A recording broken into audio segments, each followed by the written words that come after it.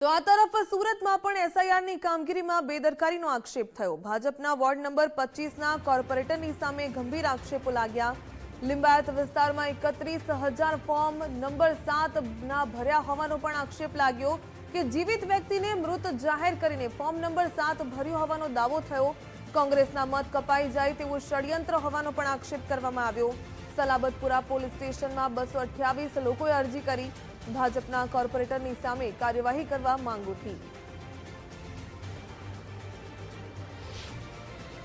ये एसआर की जो कामगिरी चल रही है, इसके अंदर जो 7 नंबर का फॉर्म भरकर मेरे को मूर्त जाहिर किया है।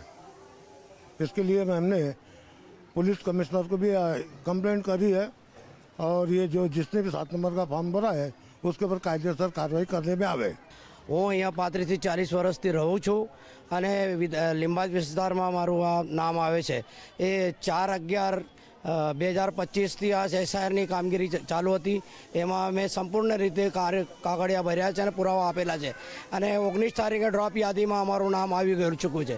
અને એના પછી 15-16 તારીખે અમારે ત્યાં બીઓલા આવ્યો અને એમને કીધું કે ભાઈ તમારું 7 નંબરનું ફોર્મ ભરાયું છે અને તમે મૃત ઘોષિત કર્યા છે।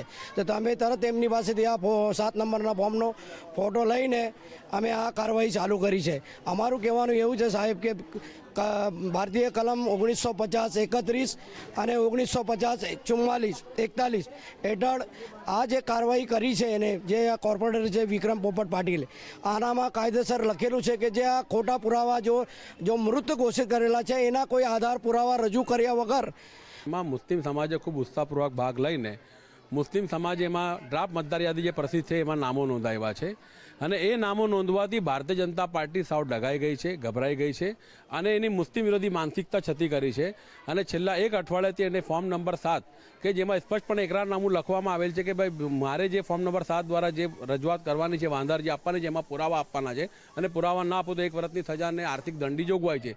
તેમ છતાં સમગ્ર ચૂંટણી પંચને તંત્રને ગેરમાર્ગે દોરીને હું તો એમ કહું છું કે ચૂંટણી પંચ અને ભારતીય જનતા પાર્ટીનો એક હળી મળીને એકબીજાના મેળા પીપળામાં સુનિયોજિત ષડયંત્રના રૂપે મુસ્લિમ સમાજને ટાર્ગેટ કરીને મુસ્લિમ સમાજના જે નામો નોંધાઈ ચૂક્યા છે એને કમી કરવા માટે ખોટી રીતે એમને મૃત ઘોષિત કે સ્થળાંતર થયા છે કે ઉંમર ઓછી છે, હાવ વાહિયાત પાયા વિહોણી અરજીઓ કરીને નામ કમી કરવાનો પ્રયાસ છે।